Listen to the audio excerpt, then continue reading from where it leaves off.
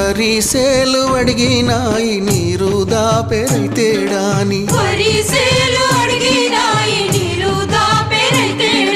పత్తి సేలు అడిగినాయి నెత్తురు జల్లెరైతేడాని అవి పట్టుకొని ఏడుస్తున్నాయో తుల్లి తుల్లి ఏడుస్తున్నాయో